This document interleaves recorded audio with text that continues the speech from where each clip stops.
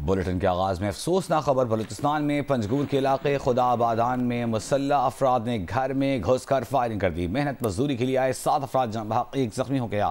لاشیں اور زخمیوں کو پنجگور ڈسٹرکٹ اسپتال منتقل کر دیا گیا۔ ایس پی پنجگور فاضل بخاری نے جیو نیوز کو بتایا کہ پنجگور کے علاقے خدا آبادان کے عبدالرحمان محلے میں نامعلوم مسلح افراد نے ایک گھر میں گھس کر فائرنگ کر دی، جس کے نتیجے میں وہاں رہنے والے 7 مزدور جاں بحق ہو گئے۔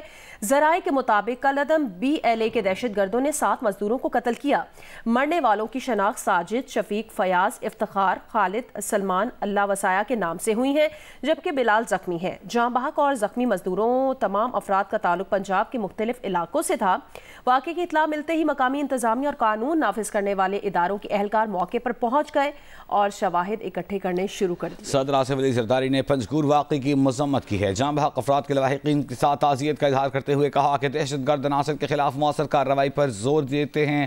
وزیر اعلیٰ پنجاب مریم نواز نے بھی واقعے کی مذمت کی۔ وزیر اعلیٰ بلوچستان سرفراز بگٹی نے کہا کہ بلوچستان میں ایک بار پھر دہشت گردوں نے مزدوروں پر وار کیا، بے گناہ شہریوں کے قتل کا حساب لیں گے۔ وزیر اعلیٰ سندھ مراد علی شاہ نے مذمت کرتے ہوئے کہا کہ ایسے واقعات قومی یکجہتی کو نقصان پہنچانے کی سازش ہیں۔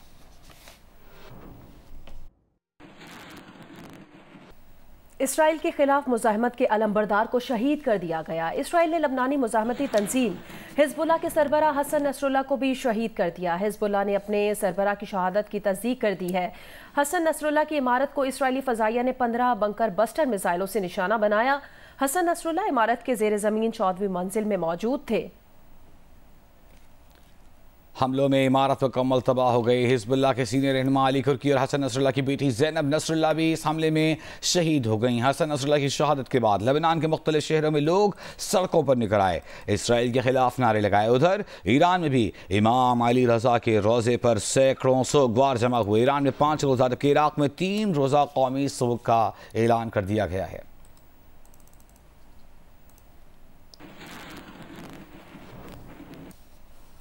اور اب آپ کو خبر دیں کہ اسرائیل کے بریگیڈیئر جنرل امیچائی لیوین نے حزب اللہ کے سربراہ کو شہید کیے جانے کی بعض اہم تفصیلات جاری کر دی ہیں۔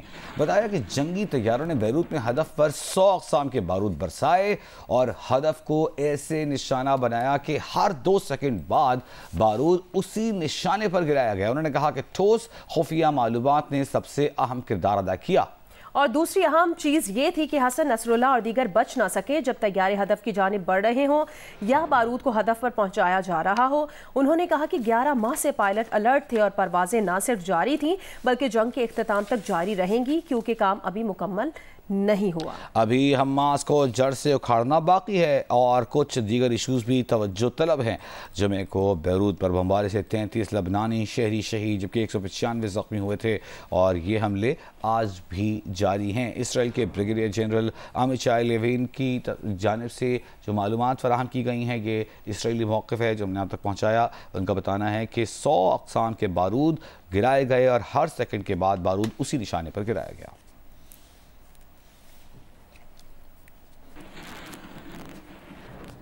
امریکی صدر جو بائیڈن نے کہا کہ حسن نصر اللہ کے اختتام سے انصاف کا عمل پورا ہوا، اب غزہ اور لبنان میں جنگ بندی ہونی چاہیے۔ حسن نصر اللہ کی شہادت کو اسرائیل کا منصفانہ اقدام قرار دیتے ہوئے امریکی صدر نے کہا امریکہ حزب اللہ، حماس، حوثیوں اور ایرانی حمایت یافتہ دہشت گرد گروہوں کے خلاف اسرائیل کے دفاع کے حق کی مکمل حمایت کرتا ہے۔ جارحیت روکنے اور وسیع تر علاقائی جنگ کے خطرات کم کرنے کے لیے مشرق وسطیٰ میں امریکہ کی فوجی دفاعی پوزیشن مزید بہتر بنانے کا اعلان بھی کر دیا۔ اس سے قبل امریکی صدر جو بائیڈن نے اسرائیلی حملے کے منصوبے سے لا علمی کا اظہار کیا تھا۔ کہا تھا کہ امریکہ کو نہ اسرائیلی حملے کے منصوبے کا علم تھا نہ اس حملے میں وہ شریک تھا۔ ایران نے امریکی صدر کا بیان مسترد کر دیا۔ ایران کے صدر مسعود پزشکیان نے کہا کہ امریکہ حسن نصر اللہ کی شہادت میں ملوث ہونے سے انکار نہیں کر سکتا۔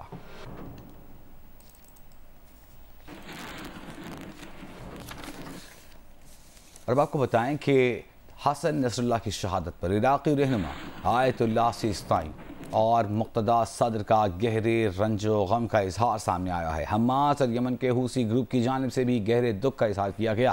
ایران کے روحانی پیشوا آیت اللہ علی خامنئی نے کہا کہ صہیونی حکومت کے حکمران دہشت گرد گروہ نے غزہ میں جاری مجرمانہ جنگ سے کوئی سبق نہیں سیکھا۔ لبنان کے لوگوں اور حزب اللہ کے ساتھ کھڑا ہونا تمام مسلمانوں کا فرض ہے۔ ترک صدر رجب طیب ایردوان نے کہا کہ اسرائیل نے اپنی نسل کشی، قبضے اور جاریت کی پالیسی کا نیا ہدف لبنان کو بنا لیا ہے۔ عالمی ادارے اسرائیل کو روکیں۔ روس نے اسرائیلی حملوں کی شدید مذمت کی ہے، اسرائیل سے کارروائیاں روکنے کا مطالبہ کر دیا۔ اقوام متحدہ کے سیکریٹری جنرل کی بھی مذمت ہوئی۔ ان کا کہنا تھا اقوام متحدہ کے سیکریٹری جنرل نے کہا کہ لبنان میں تشدد رک جانا چاہیے۔ حزب اللہ نے حسن نصر اللہ کی شہادت کے بعد سینئر رہنما نعیم قاسم کو عبوری سربراہ چن لیا۔ ہاشم صفی الدین کو حزب اللہ کا نیا سربراہ منتخب کیے جانے کا امکان ہے۔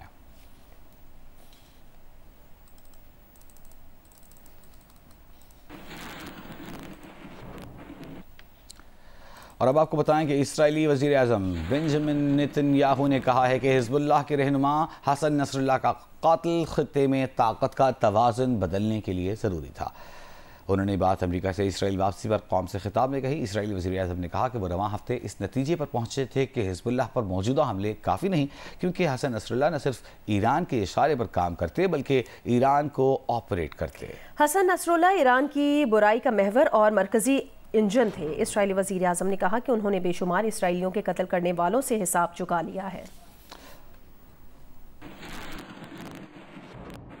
شعلہ بیان مقرر اور خطے میں ایران کی سرپرستی میں قائم مزاحمت کے محور کے اہم رکن شیخ حسن نصر اللہ نے 1992 میں حزب اللہ کی قیادت سنبھالی تھی۔ 1960 میں پیدا ہونے والے شیخ حسن نصر اللہ کی زندگی پر ایک نظر اس رپورٹ میں۔ مشرقی بیروت کے علاقے برج حمود میں پیدا ہونے والے حسن نصر اللہ اپنے پیشرو عباس الموسوی کے اسرائیلی گن شپ ہیلی کاپٹر سے قتل کے بعد 1992 میں 32 سال کی عمر میں حزب اللہ کے سیکریٹری جنرل منتخب ہوئے۔ انہوں نے عراق کے شہر نجف میں 3 سال تک سیاست اور قرآن کی تعلیم حاصل کی۔ یہیں ان کی ملاقات لبنانی عمل ملیشیا کے رہنما سید عباس موسوی سے ہوئی۔ 1978 میں حسن نصر اللہ کو عراق سے بے دخل کر دیا گیا۔ لبنان کے خانہ جنگی کی لپیٹ میں آنے کے بعد حسن نصر اللہ نے عمل تحریک میں شمولیت اختیار کر لی۔ انہیں وادی بقا میں عمل ملیشیا کا سیاسی نمائندہ مقرر کیا گیا۔ اسرائیلی فوج کے 1982 میں بیروت پر حملے کے بعد حسن نصر اللہ عمل سے علیحدہ ہو کر حزب اللہ میں شامل ہوئے۔ حسن نصر اللہ کی قیادت میں حزب اللہ اسرائیل کی ایک اہم مخالف تنظیم کے طور پر ابھری۔ انہوں نے اسرائیلی افواج کے خلاف چھوٹے پیمانے پر جنگ کی پالیسی اپنائی اور ان کی یہ مزاحمتی تحریک 2000 میں 22 سال بعد جنوبی لبنان سے اسرائیلی افواج کے انخلا کا اہم سبب بنی۔ حسن نصر اللہ نے 2004 میں اسرائیل اور حزب اللہ کے درمیان قیدیوں کے تبادلے میں بھی اہم کردار ادا کیا اور اس معاہدے کو عرب دنیا میں حزب اللہ اور حسن نصر اللہ کی فتح کے طور پر دیکھا گیا۔ 2005 میں لبنان کے وزیر اعظم رفیق حریری کے قتل کے بعد حسن نصر اللہ نے ملک کے مختلف سیاسی دھڑوں کے درمیان ایک ثالث کا کردار بھی نبھایا۔ حماس کے 7 اکتوبر کو اسرائیل پر حملے کے بعد سے حزب اللہ لبنان اسرائیل سرحد کے ساتھ تقریباً روزانہ اسرائیلی فوجوں سے لڑتی رہی ہے۔ ایک بار پھر بات کریں گے پنجگور میں پیش آئے افسوسناک واقعے کی۔ وزیر اعظم نے پنجگور کے علاقے خدا آبادان میں مزدوروں کو فائرنگ کر کے قتل کرنے کے واقعے کی شدید مذمت کی ہے۔ وزیر اعظم شہباز شریف نے مقتولین کی بلندی درجات کی دعا کی، اہل خانہ سے تعزیت کا اظہار کیا۔ وزیر اعظم نے فائرنگ میں زخمی مزدوروں کی جلد صحتیابی کے لیے دعا کی اور ہر ممکن طبی امداد فراہم کرنے کی ہدایت کی۔ محنت کشوں اور مزدوروں پر حملوں کے بہیمانہ واقعات کی جتنی مذمت کی جائے کم ہے۔ وزیر اعظم نے وزیر اعلیٰ بلوچستان سے واقعے کی رپورٹ طلب کر لی ہے۔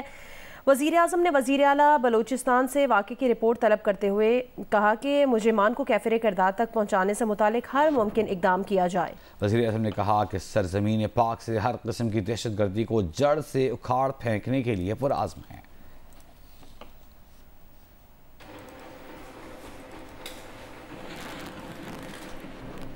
Supreme court practice and procedure committee کے 19ویں اجلاس کی میٹنگ کے منٹس جاری کر دیے گئے ہیں۔ اجلاس میں چیف جسٹس قاضی فائز عیسیٰ، جسٹس امین الدین خان اور سیکریٹری جزیلہ اسلم نے شرکت کی۔ منٹس کے مطابق supreme court practice and procedure committee نے 2018 میں دائر ہونے والی 14 مختلف نظرثانی درخواستوں پر 8 لارجر بینچ تشکیل دے دیے ہیں۔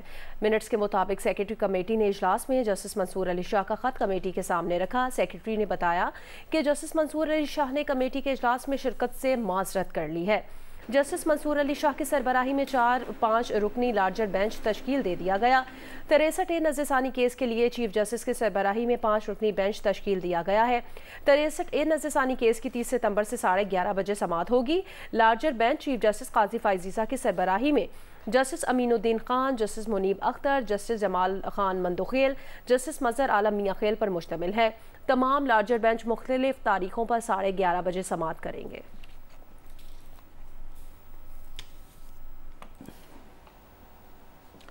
वज़ीर आज़म शहबाज शरीफ ने कहा है कि 9 मई का वाक़या नाकाबिले मुआफ़ी है। मुलव्वस अफराद को मुआफ़ी तब ही मिलेगी जब वो दिल से मुआफ़ी मांगेंगे। लंदन में मीडिया टॉक में उन्होंने कहा कि सोशल मीडिया पर फौज और शोहदा को गालियां देने वालों के होते हुए हमें दुश्मन की ज़रूरत नहीं है।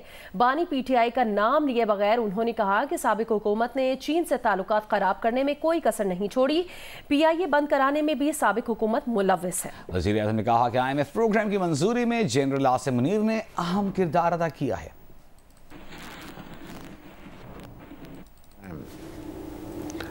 ये पाया तकमील तक ना पहुंचता अगर हमारे इंतहाई बरादर मुल्क सऊदी अरेबिया,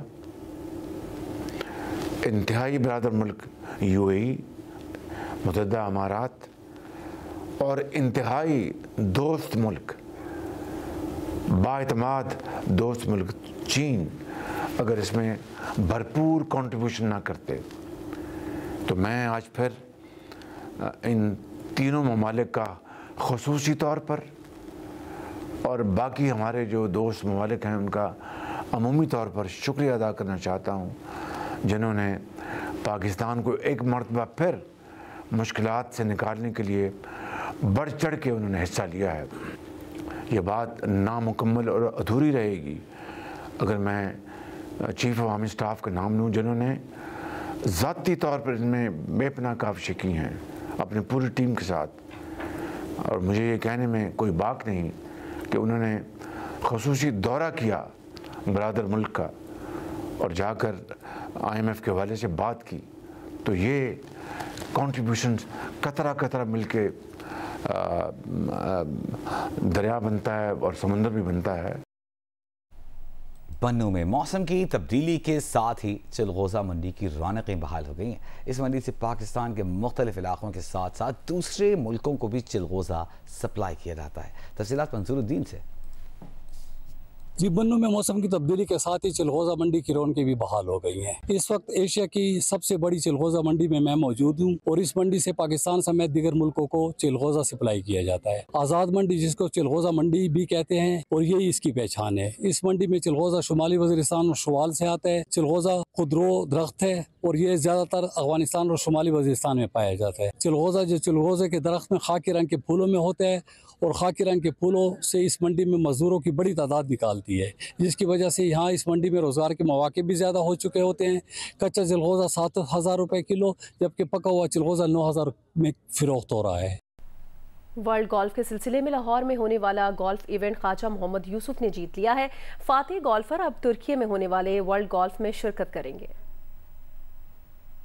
लाहौर में एक रोज़ा golf event royal palm golf and country club में हुआ, जिसमें 90 गोल्फर्स ने हिस्सा लिया। Event stable Ford format points पर खेला गया। रॉयल पाम गोल्फ के ख्वाजा मोहम्मद यूसुफ ने शानदार खेल का मुजाहरा किया और 46 पॉइंट से फतह हासिल की। ख्वाजा मोहम्मद यूसुफ अब नवंबर में तुर्की में होने वाले वर्ल्ड एमेचर गोल्फ में हिस्सा लेंगे। वर्ल्ड गोल्फ के सिलसिले में 94 ममालिक में गोल्फ इवेंट होता है और Fateh golfer's world golf final मुकाबले में हिस्सा लेते हैं। रॉयल पाम गोल्फ क्लब में मुकाबले की इख्तितामी तकरीब में तुर्क consul general Ali अरबास top golfer's में इनामात तकसीम किए।